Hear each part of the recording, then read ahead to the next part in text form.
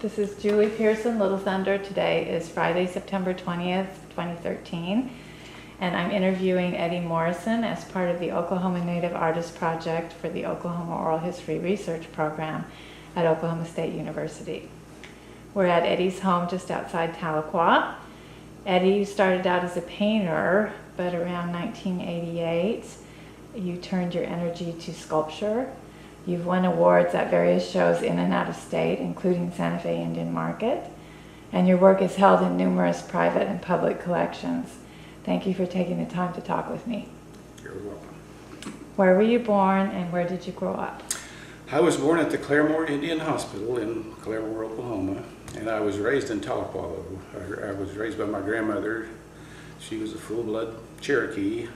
Jane Bat was her maiden name, and Jane Bat Bracker is her full name. So I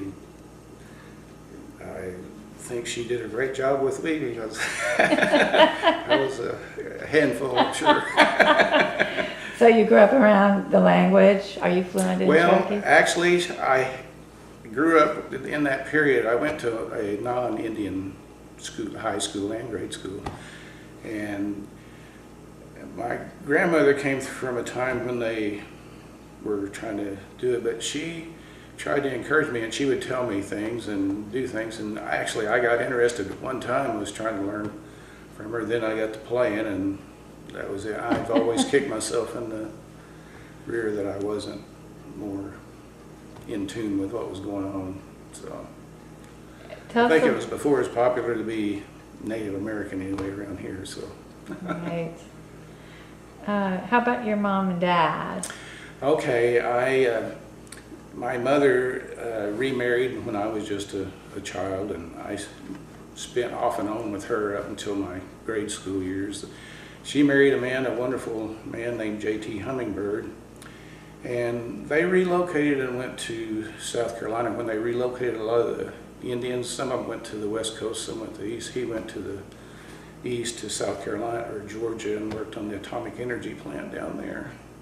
I went back and forth with them, but I had a lot of trouble because of my dark skin with the people down there, and I didn't. So that's how I ended up living with my grandmother here in Tahlequah. So I see. How many siblings? I'm one of 7. And there's just 3 of us left now, unfortunately. And Jesse is a painter. And Jesse and my half-sister, Nancy, who lives in Tulsa. Was Nancy also interested in art as a young Well, she makes dolls and, or did, craft dolls and little sewing things like that. I have a few samples if you'd like to see them that we have. What is your first memory of seeing Native art? Actually, when I was living with my grandmother in grade school, her sister would come to her house periodically, and she was just an old Cherokee woman that lived over in the hills over by Stillwell, and she'd come to visit my grandmother in Tahlequah, and she would draw, and I was just fascinated with her drawings. I mean, they were so realistic, and she'd just do it with a pencil. And just things around the house, or and animals, panthers, anything, and I was just fascinated by it. But I never really, tried to do the art. But of course, my grandmother always crocheted and made quilts and things like that, and the other ladies in the family. But I used to watch her and see all those intricate designs and different things with that little needle, and that crocheting was real tiny. And she'd sit there and do that, and it'd come out with a little design. And the same thing with the quilts. I guess it just influenced me.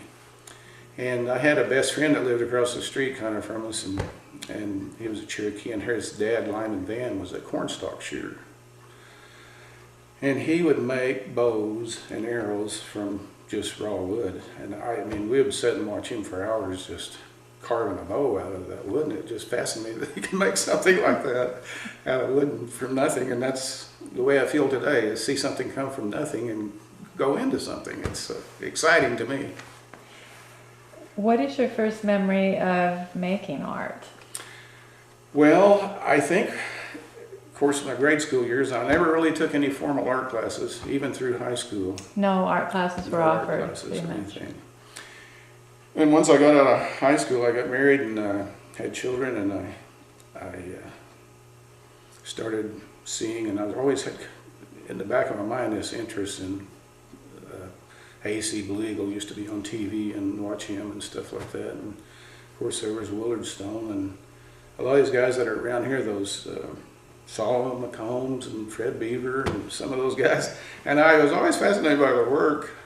So I thought, oh, I'm going to try that, and I got some canvas, or not really canvas, I just got some poster board and some paint, and I painted a few things, and I did a pen and ink drawing, and I guess it was in the early 70s, sometime when Philbrook Museum was still doing their Native American show. Okay.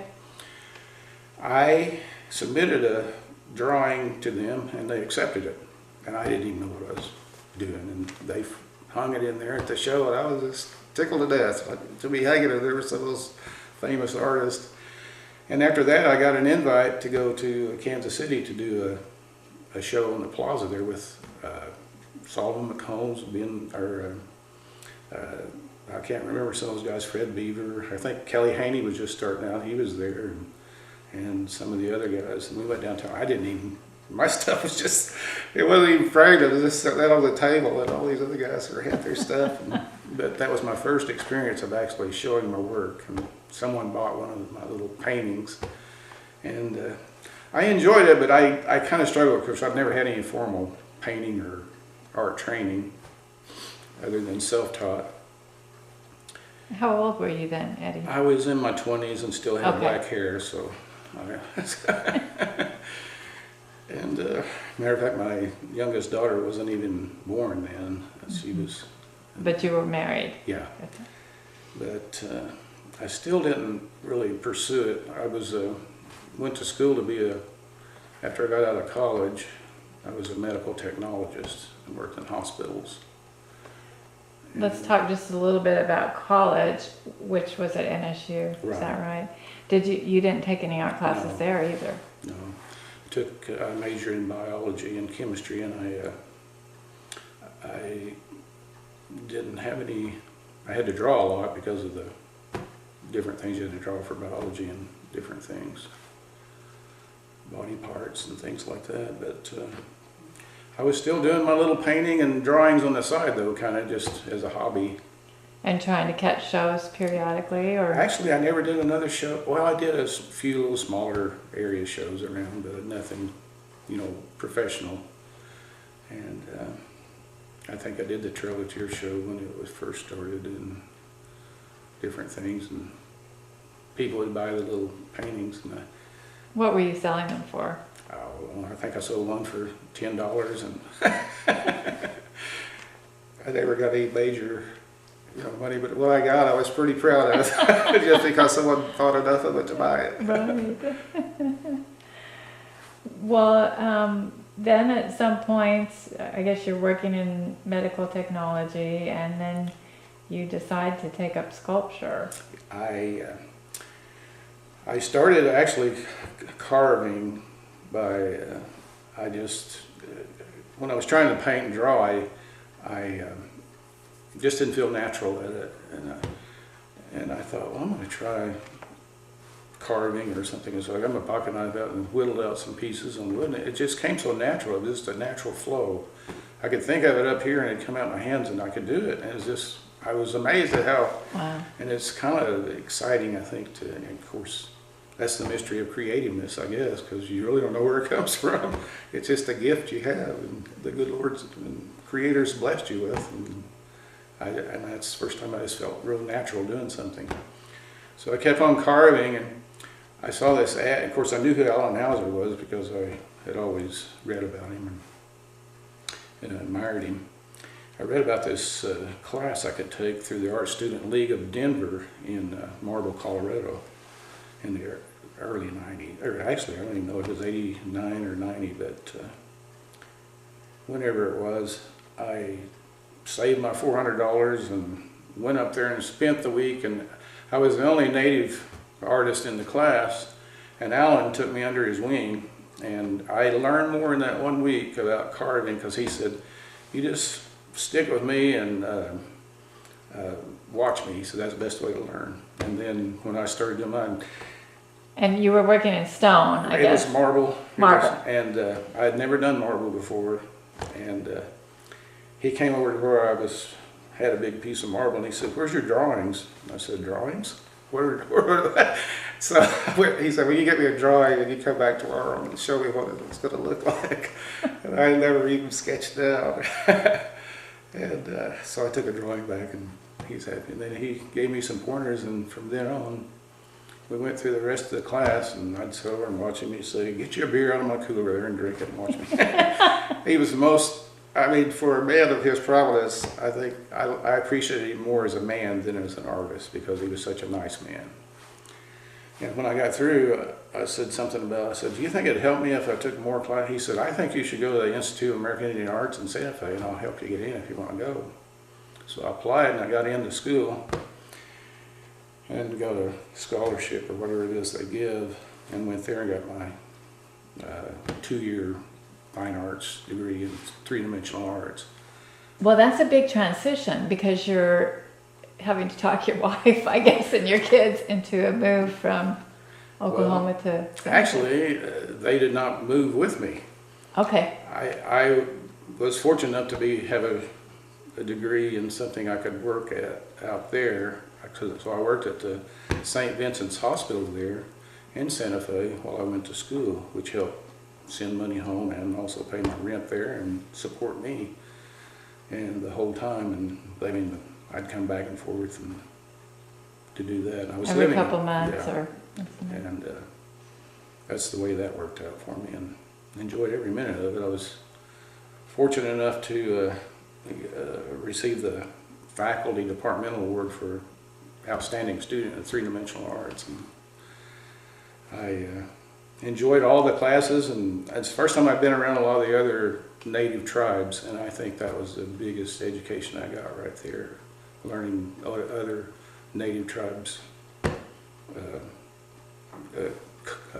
cultural traditions and things like that. And being exposed to a lot of Right. different motifs. Mm-hmm. I was wondering, you know, because you're an older student at this point, right? You're in your 40s. They were calling me grandpa at school. But it was, you just enjoyed Actually, there were about 3 of us that are about the same age, and they call us all grandpa. So you three hung out a Yeah. little bit more so what do you feel like you really came away with from the Institute? What are some of the things that... Well, I think it was the just learning to think beyond what you think you can do.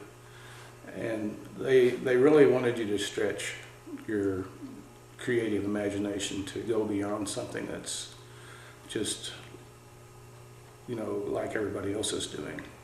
They wanted you to be your own man and learn that. And I got to experience different art forms, ceramics and painting and drawing and things like that I'd never had before. And of course the sculpture, so I went there for the three-dimensional. Right. And did you work in all this, did you work in wood as well as marble, or was it? No, I actually was using mostly Alabaster? alabaster when I was out there in school. And I still was trying to do my little shows on the side too, because that was the first year I'd ever got accepted to Santa Fe Indian Market too. I applied for that and got in Santa Fe Indian Market, and when I was going to school up there. What was that like, doing your first market? Well, I had set up there. I had some little trinkets I'd carved, and I had this piece that I have up here on the table, and I had some other which my work is kind of simplistic. It's not real complicated. But Allan Houser came out to see me, Oh. and he said, I find some of that pretty interesting. That's all he said, and I thought, well, I better study some more. But he really liked my relief carving and everything. He said, that's something if you can do that. So that gave me some encouragement too. Yes. I think he was a consummate teacher though, as far as teaching. just because of that. Yeah, he was another one that always stressed that you should try to find your own identity and do your own thing. So, So what did you do after the Institute? well, I came back. We were living in Kansas then, and I started doing my shows and still working part-time as a medical technologist. You had taken a medical technology job in Kansas after? Yeah. Okay. And I And the kids had had started joined you. doing around that little town we were in, and was doing the Wichita Indian Market and some of the other shows, and still doing the Santa Fe Indian Market. But I got, I don't know, someone there in town. There's the Chisholm Trail ran right through this little town I lived in, and this lady came on. I don't know if I could do her husband had just passed away, do a monument for that Chisholm Trail dedicated to her husband. And I had never really done a large scale thing like that before, and she commissioned me to do it, and I worked on it and went up and had the stone cut, drew my drawings and everything, and she liked that, and did a big relief into this big slab of limestone, which still sits there today. And they dedicated it and had a big dedication for it. And it was something that I did while I was there, and it's still there today. So. What was the name of the town again? Caldwell, Kansas. Caldwell. They call it the border queen. It's right. It's actually where they lined up for the Cherokee land run across there. I felt kind of conflicted in all our ways, but what I did was take this piece and I said, and it was titled "Those Who Came Before," and it depicted Native Americans and early day settlers, and then some of the old buildings. I put buffalo in one corner and other things in another corner. I put Native Americans on each corner watching them take our land, but that's kind of a... You were able to get your Yeah. statement in. Okay, so... And it was also dedicated to Jesse Chisholm. He was half Cherokee. So. Right. And the Chisholm family was there, and they gave me a blanket and everything. I was pretty honored. It was very something that they were proud, and I was proud. So. Yeah. And how did you decide upon limestone for that? Have you been working with it a little bit already? Well, actually, there again, I have to credit Allan Houser, because when I was at the marble carving class up in Colorado with him, he said, "Have you ever tried any of that Kansas limestone?" And I said, "No." And he said, "Well, you should try some." He said, "It's really a pretty yellow stone, and it's easy to work with." And so someone gave me one of those old fence posts, and that thing just worked out well, and someone bought it, and I started making others, and people kept purchasing them for their homes, which, you know, I think as an artist, you feel honored that someone thinks enough of your piece to take it home with them and live with it. That's the ultimate compliment, I think. Absolutely. Now, and I always feel for sculptors because their work is so heavy, and transporting things is always an issue. How did you get your piece, for example, the Chisholm commission? Well, actually, she paid for someone to come in with a forklift and lift it and get it and help me get it, and I just made the piece, and they did all the other work on it. And you were in the same town, so it wasn't everything. Wow. But I will say that, yes, being a sculptor, especially a stone sculpture, is dirty, hard, heavy work, and it will take your toll on you. And any type of thing like that. I don't know if you remember Bill Prokioff. He should have, and was one of the fine sculptors that I think it was detrimental to his health working. But I wear masks and all the safety equipment. But when I first started, when I first started, but probably 20 years ago, I was lifting one of those heavy pieces, and I felt something pop in my chest, and I popped my sternum, and it was really something not to do. So I've learned a valuable lesson there. So anymore, I make my wife help me. Painful. You weren't working for a couple of months, I imagine. Yeah, I had to lay it off until it healed up and everything. So. You've done several shows in D.C., right, with the Indian Arts and Crafts Commission. what was that like going out east for the first time? Well, actually, that wasn't the first time. Maybe. A lady named Sandy Chapin met me and started buying my work, and she had a little gallery in Long Island, New York, and she just really liked my work, especially the cedar, and she liked the limestone too. And she invited me to do a gallery show up there at her gallery, and she said, I'll fly you up there and you can ship some smaller pieces. And she had some bigger ones she had bought and shipped up there too. But she's the widow of Harry Chapin, who is a singer, and she wrote that song Cats in the Cradle and everything. But she flew me up there, and I remember on the plane on the way up, I remember thinking, here I am, a little Indian boy from Oklahoma, on my way to New York to land at JFK Airport. And when I got off the airplane, they had all these guys lined up these little hats, because she said, I'll send a car to pick you up. And there was a guy standing there, he had his little sign that said Eddie Morrison. I looked behind me to see if he was. And he had a limousine out there, and they picked me up, and here I was, and I had the limousine with holes in my shoes. So we went over there and stayed at her house, and it was quite an experience. And actually, I went back a couple more times, and Mel Hornshucker and I drove up there, and Ron Mitchell at one time, and we drove up there. Wonderful memories. And then I had met the people from the interior department there that run the Indian craft shop, started buying my work, and I've gone back and done several Meet the Artist shows, and I'm going back again in November to do another one. So I've been pretty blessed, really, that I've met these people and they like my work. You have several sculptures like in businesses and restaurants and different places. I just wondered if you ever go see them after they've been purchased. Well, there was a telephone company called Tahlequah Telephone Company up in Kansas that owns one, and it sits in their lobby. And I've never seen it again, and some of the museums, a couple of little museums up there have some of my work they purchased.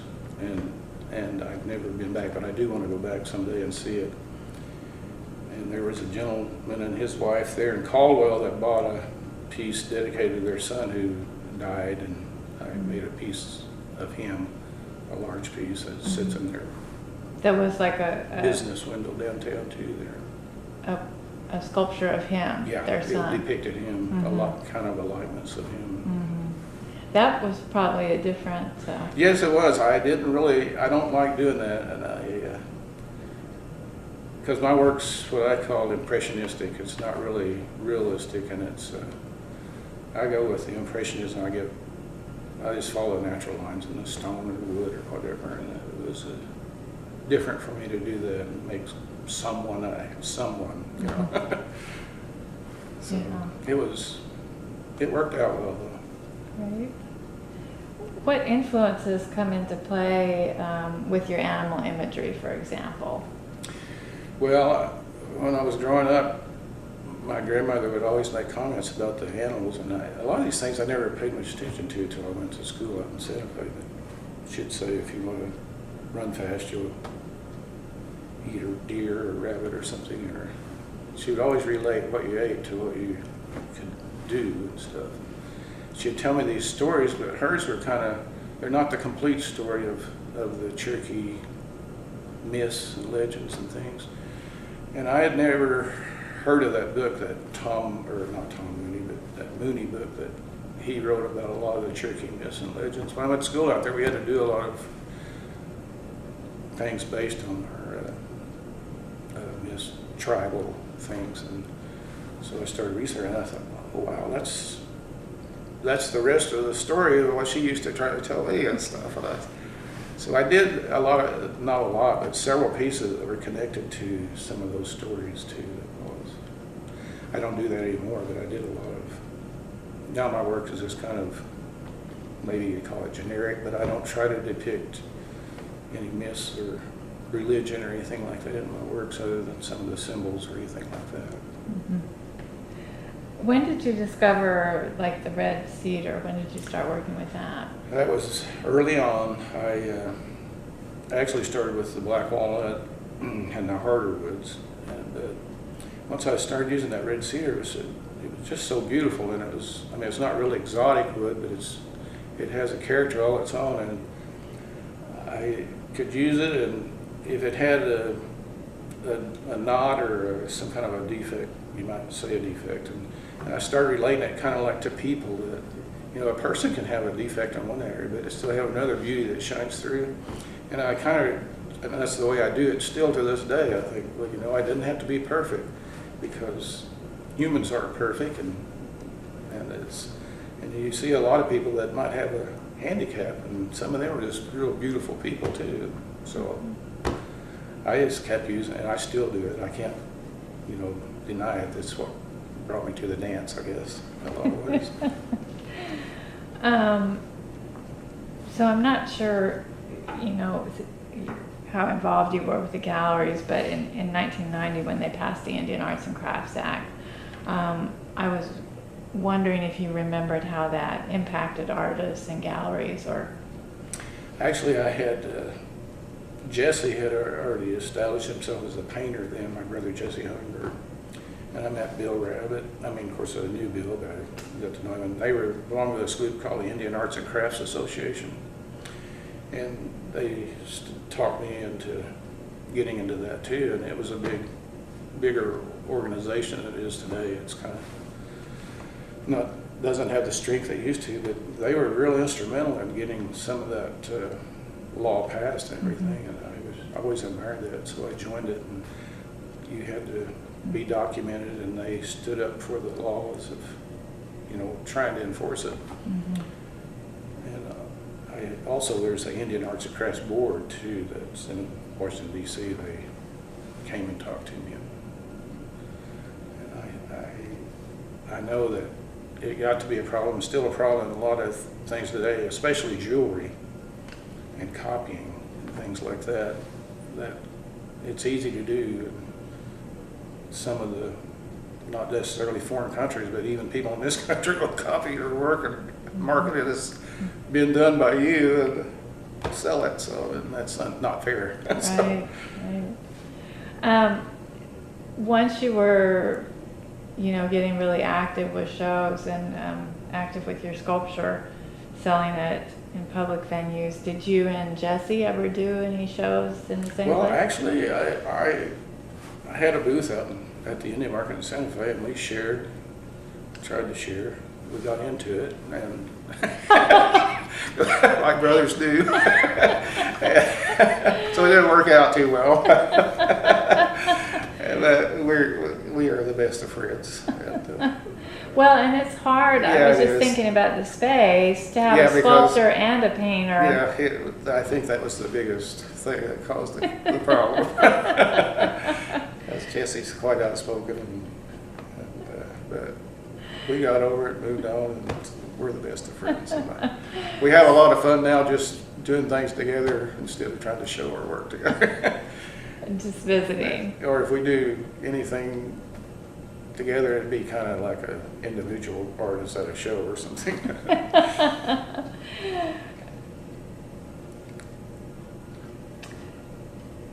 Have you ever accidentally broken a sculpture transporting it someplace to a show or competition? And it's something that happens, and you just have to, I mean, sometimes it's a good piece and sometimes it's, I haven't had a lot of it happen, but the most recent one that I had happen, I was doing an artist in residence at the Botanical Gardens up in Denver. Mm-hmm. They had an Allan Houser sculpture exhibit there at the sculpture garden, at the Botanical Gardens. I think it's been 2 summers ago, maybe 3.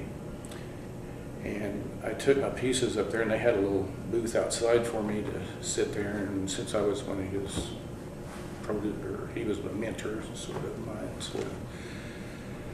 and we would kind of break it into 2 sessions. And they had I had gone to rest during the midday because it got hot, and then I'd come back later in the evening. And you'd just leave your things there in the security guard, and the people were supposed to watch it.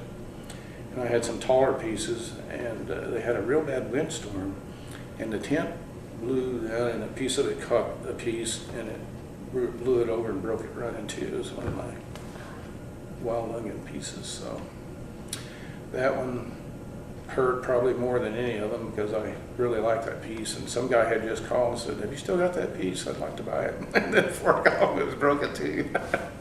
But you just have to go on and accept it as, well, it wasn't meant to be. Right.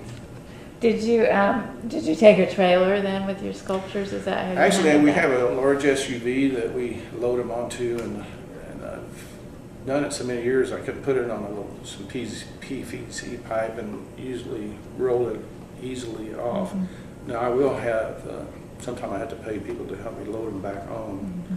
Faye used to help me quite a bit, but she and I both are no spring chickens anymore, so things get heavier as you get older. Are you a member of any artist associations now? Well, other than SWAYA and that, I'm not at this time that I can think of. The Cherokee Nation, or they used to have one, a cooperative, Bill Glass and all those guys were in it. It didn't work out, and that's what the new gallery downtown is, kind of an offshoot from that. The Cherokee Nation just took it over and made a gallery themselves instead of a cooperative membership thing. Have you done any pieces for the casinos or? Well, they just bought a piece from me for the new Veterans Center, and I'm pretty honored that they are going to put it in there. So it's. What was the subject? It was a Cherokee legend. It was called The Iceman and the Fire. It was based on the Cherokee myth of the ancient members of our nation that had a fire they could not put out, and they called this little guy down. They had these magical braids, and he stood in the middle of a fire and blew on these braids, and all this ice and rain and snow and everything came and put the fire out that they had been trying to put out for a long time. That sounds neat. And this one was approximately how large? It's probably about a 600-pound piece of alabaster, New Mexico alabaster. It's gray, it's real polished and everything. So. What's the best compliment or most memorable feedback you've gotten on one of your sculptures? Well, the most memorable and what I consider probably the ultimate compliment was, and it's happened to me several times. I remember the first time it happened at the Santa Fe Indian Market many years ago. I had one of my bigger sculptures there and several others. This lady was totally blind, and they came up to my booth, and the person with her said, "Feel this," and she put her hands on it, and she felt all around the face and went down several of the others, and then she said, "Beautiful." Yeah. So I thought, wow, that's the ultimate compliment. Right. So you work in several types of materials, and that's amazing to me because, for example, it seems like such a jump from red cedar to marble, technique-wise and tool-wise. So how do you make those transitions? Actually, the stone that I use is stone that probably a lot of the other sculptors wouldn't use. It has a lot of the same natural lines that wood has, and I go with the natural lines and just let the nature and actually it's there again from my influence from Allan Houser. He stated to me at that class, he said, sometimes you just got to let the material speak for itself. And that's exactly what I try to do. That's just kind of the way I've taken my work. I'm just letting the material speak for itself.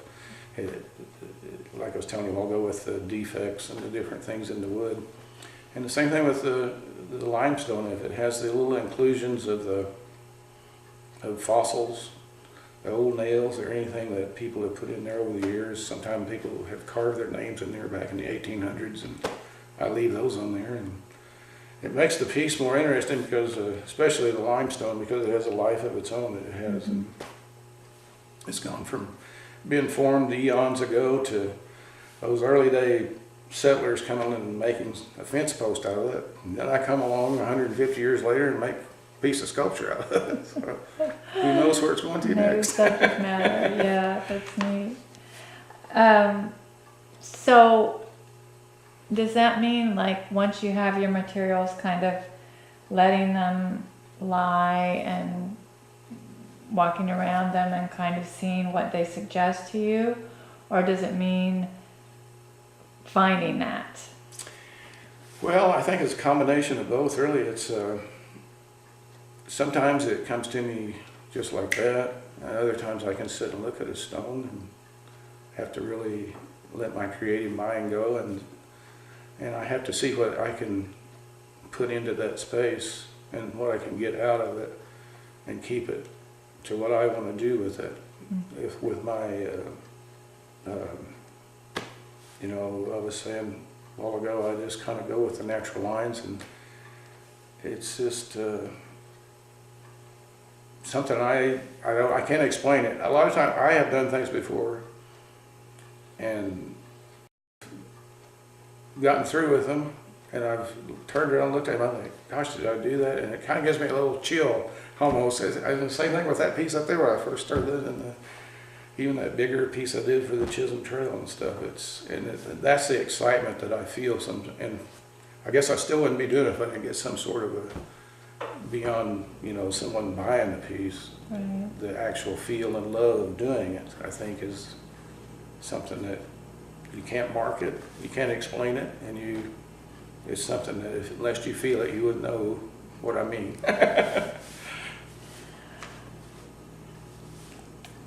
In terms of your materials, you showed me a piece of river stone that you know, found on the property and worked with. Do you get your own materials for the most part? Do you order some? Do you sometimes go to a quarry and get your? Yes, all of the above. I do. I get most of the wood I get and split, and that's easy to attain, the cedar wood and black walnut or anything like that. The stone post I buy from the farmers up in Kansas, and that's where I get that. Now I do go to the quarry for some of the larger pieces. I just was commissioned to do a large piece this past year for a lady in Santa Fe, and it was a 1,000-pound block of limestone that I had to have quarried up in Kansas from the Silverdale quarries. But I really like the piece you were talking about, the river stone and things like that have get back to the natural lines and the natural forms that nature gave to it. A lot of times you just go with the flow of whatever's there. Right. So that piece, that's the commission you're working on, that's an upcoming project. No, I delivered it when I went to just Santa Fe delivered this it. year, and she has about 8 or 9 of my pieces at her place in Santa Fe that she's bought for the last few years. And they're really contemporary. It's something different that I ordinarily don't do. They're faceless pieces, but they're just the form of the stone, and I think that That was per her request, kind of? Right. I see. Yeah. And she has some of the ones that are more realistic as I get. Anyway. So you have a sculpture garden up there. That sounds neat. Okay, you've mentioned that. So I guess since working with Allan Houser, you draw out your images pretty much. I don't a lot of times, unless it's a big one, unless it's a big, major, complicated piece. Now the little simplistic pieces, and quoting him again, it's always simplistic. It's not simple. That's what you want to say. And I can't imagine all this coming back to me now, thinking about some of the words he said, but I guess I paid attention. So others, you just go to work directly. Yeah, I just go directly into it. I mean, I'll sit and, like I was saying, I'll go look at the piece of wood or stone and go with the lines that are in it and what I can fit into it. And I think it's kind of like Michelangelo, so there's something in there that wants to come out. So. Mm-hmm.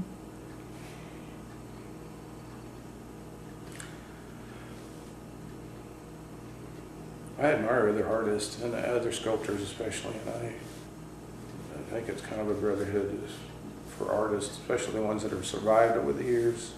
When you look at Merlin and Ben Harjo and Bill Glass, it's a hard business to survive in and still be here. I know a lot of artists that started when I did that were doing good that are no longer doing art. Mm-hmm. So I feel very blessed that my art has taken me a lot of places, and I've got to see a lot of things, and I've got a lot of good feeling out of doing it. So still being blessed today, being almost 67 years old. So do you ever do any on-site kind of research for bigger pieces if you know that they're going to go a specific place? Do you? I haven't had that thing, but I had tried to I submitted a few little drawings to different things, like when Northeastern was looking for a sequoia piece, and some of their medical clinics were looking. Back and I had submitted drawings, and it's a little different when you can have to go get an idea of where it's going to look like on site and do a drawing and do that. So some of your, like the wood sculpture is fully three-dimensional, and then as you were mentioning, like the limestone is sort of bas-relief, and it is this wonderful, because you get this emergence. It reminds me of emergence stories. You just get that feeling of something coming out of the stone. Is that part of what you're striving to communicate? I think so. It's part of, what do you call it, aesthetics of, but you still want to keep it balanced too, and make the piece not look like it was still just what it came from. But there again, it's what I said a while ago. I think that there's an excitement too to see something go from nothing, just a raw piece of stone or wood, and you turn it into something entirely different than what it was, just an object laying there. It gives you a real good feeling to see that too, and that's part of the enjoyment and love of being a sculptor, I guess. Same thing, I guess, if I were a painter and took a blank canvas and made something come back out of that, you still see that. Is the finishing process different than for limestone? How is it different? Yeah, there's three types of finishing for all different materials. The most tedious is probably the wood, because it's I use a hand rub finish, and you rub, it's a mixture of oils and varnishes into the wood, and it penetrates the wood, and there's about 7 or 8 hand rub coats, and you have to let it dry 24 hours between each coat and lightly sand to get it going. And the more coats you put on, the more gloss you get on the wood piece, but it really protects the wood. It's some of the best I've ever done. It's more tedious to use, but it's better than polyurethane or anything like that. It makes it look natural. Now the alabaster, it takes a little different type of thing. You have to use what you call an alabaster compound and buff it into the stone, and then you polish it up, and then you put a protective coat on it if you want to get a real high shine. A lot of my work, now the marble takes another type too. It's a different type of finish to get it, do that. But a lot of my work, I do not polish that is going to go outside, or especially the limestone. That's something that won't take a real high gloss on it. But the wood pieces and the alabaster and the marble, I will polish. And when you're working, do you often have several going simultaneously in different Yes, I do. media? If I'm working on the limestone, I will probably have 4 pieces going at one time. And what I'll do is, it's easier to cut, to get them, the first thing I do is get them where they'll stand upright and be balanced. And I can do what we call rough cutting all at one time and get what I don't want on there off and let them stand there. But then when I go into, the first thing I put on usually is the face. It's a focal point for me. And I will go in and try to get a good face on it. And then I go from there with it, and I'll work until I feel like I don't know where I'm going with it, is the way I could word it, I guess. Then I'll go to the other one and work on it, and it's funny how you can go back and then pick up on that. But I can do 4 pieces simultaneously, I guess you would say. Now the wood is different. I can do probably 10 or 12 of those because I can take it up in stages and I can finish them all at the same time, which Right. is the best way to do that. Mhm. Have you ever incorporated any other materials in your work, like stones or? I did start putting some silver and turquoise on my wood pieces, and it really complemented each other. And once I did that, people really like it. And I found it added another dimension to the piece. I remember in school we used to have to do different combinations of things, metal, stone, and wood together, and I haven't done any for myself that way, but I've seen other artists do it, and it's great that they can do that. What role does story play in your paintings or sculptures? I think you've sort of touched on that, but What? story. Oh, story. In my early years, I really read a lot and researched a lot, especially the Cherokee stories and history and everything. And at one time, even some of the older tribes like the Mandans and things like that, because a lot of their animal stories were things I like to depict too, and I did some pieces off of that. And I think as Native peoples, you can't get away from that. It's in your DNA or something, and you have to do it, and people are going to ask you a lot of times about it. Now, there are, like the Kachina carvers and people like that depict their spirits and things like that, and that's something I don't do, and that's something they do, and I have found that it's best not to step on anybody's toes or anything, because it gets to be pretty sensitive about doing things like that. And I don't try to depict any other nation's history or anything, because I might get it wrong and they get pretty mad. I believe that if people come to their booth, they're going to say, that's not real. And I always say, I'm not a realist. That's true, that cross-tribal stuff gets tricky. Yeah. So how important are titles to your work?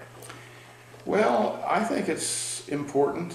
In my larger pieces, I always try to title, and a lot of times when I'm working on them, I always have that title and theme in mind, and it's something that keeps your inspiration or whatever going toward that piece with the feeling that you have toward it, and if it comes out depicting it, you're happy. So. Do you ever write down titles or just carry them around in your head? Or Actually, when I start them, once it starts developing, I usually tell Faye what I'm going to title it, and that's what it is, but I don't write it down or anything, but I just know what it's going to be, and that's what it stays. Now, I've gone to title some things, and people have taken them home with them, and they come back to next year and they say, I call that Eddie or something like that. So, they've retitled it? Yeah, they retitled it. So that's interesting. It's a lot different, I guess, than painting. It's easier to do something that's... That is a unique experience, isn't it? At market, for example, of having the same repeat collectors. Right. Can you talk a little bit about that? I have been truly blessed over the 23 or 22, I don't know how long it's been now, that I've done Santa Fe Indian Market and different shows. All across the country, I have different collectors that have come back year after year, and it really makes you feel good that they still like your work. And even at Lawrence this past weekend, I had 4 or 5 people come and say, I bought some of your work 12 years ago and I still have it and I just love it. And I don't even remember them. They'll say, do you remember me? And I don't remember them. And then they describe the piece and I remember the piece. So it's just, I like to hear that. I wouldn't want to hear somebody come and say, I bought your piece 12 years ago, I hate it. Right. What's your creative process like from the time you get your idea? Actually, mine starts when I'm looking at the stone or a piece of wood, I can have a post laying on the ground up there, and if it has a certain form or shape, just like that. And then the thought process for one that's just kind of more bland, I have to sit there and think about it sometimes. I know Faye has learned over the years, she'll say, "You're just sitting around up there at the shop." And I said, "I was thinking." So I was trying to just let my mind go on it. So she's learned over the years that that's what I'm doing. So actually, I can use it for other excuses too.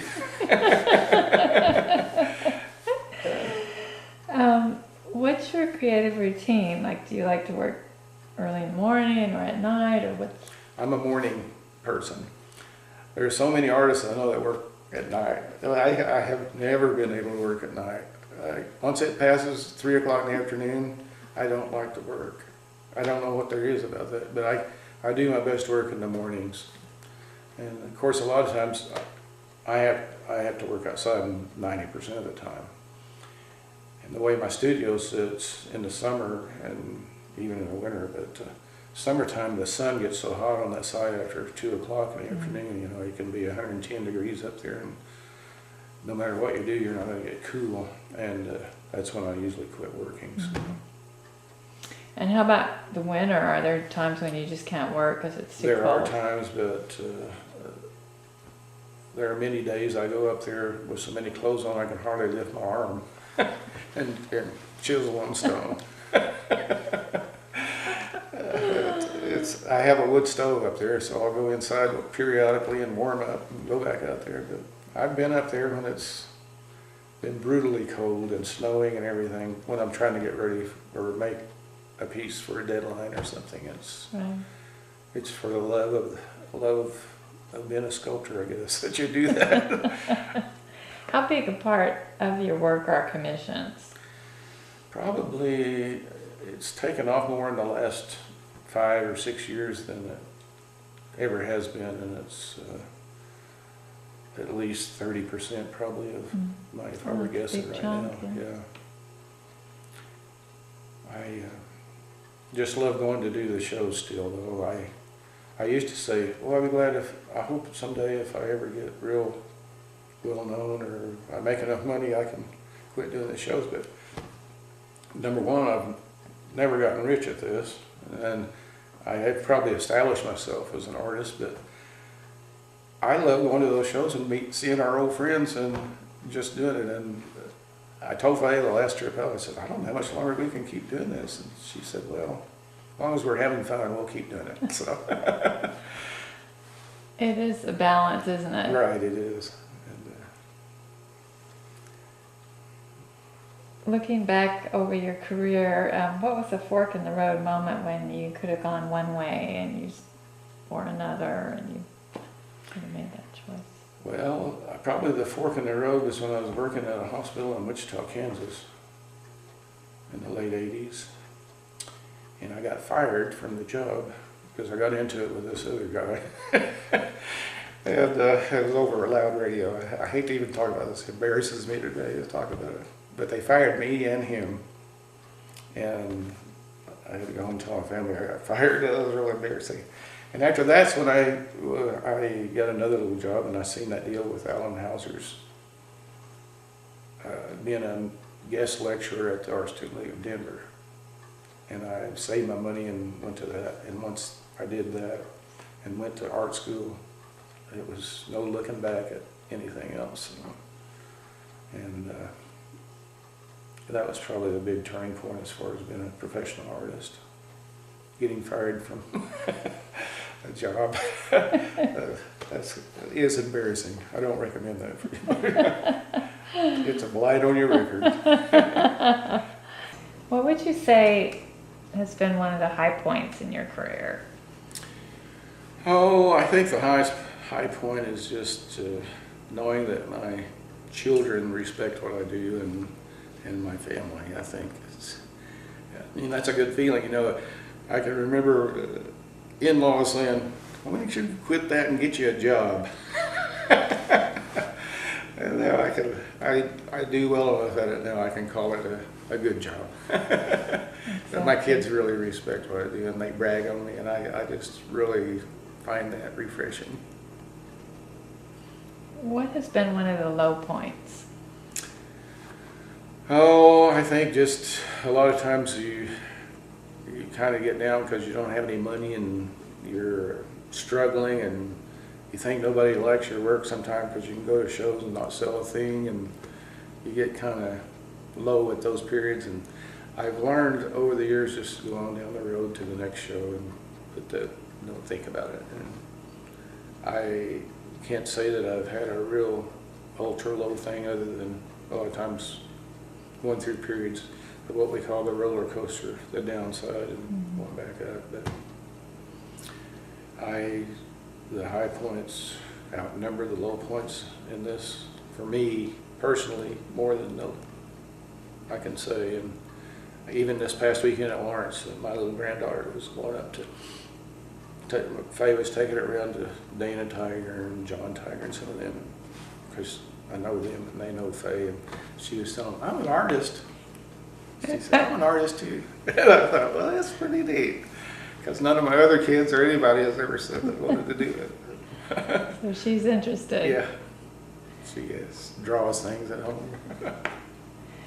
What's an upcoming project that you're really looking forward to?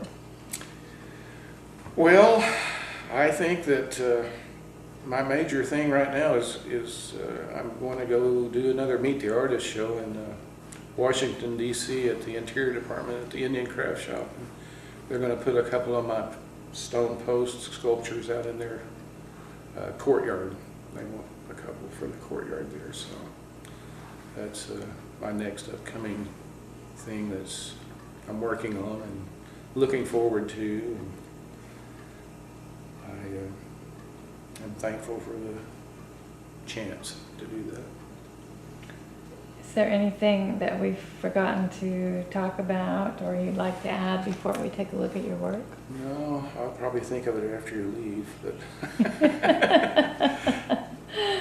Okay, well, we'll pause everything for a minute and get refocused to look at some of your sculptures. All right, this is an example of one of your limestone sculptures. Do you want to tell us a little bit about this piece? Yes, it's a natural Silverdale limestone. And what kind? Silverdale, that's what they call it. That's where it comes from, up in Kansas. I like it. It has the little tiny fossils in it, but it's a stone that's easy to work with.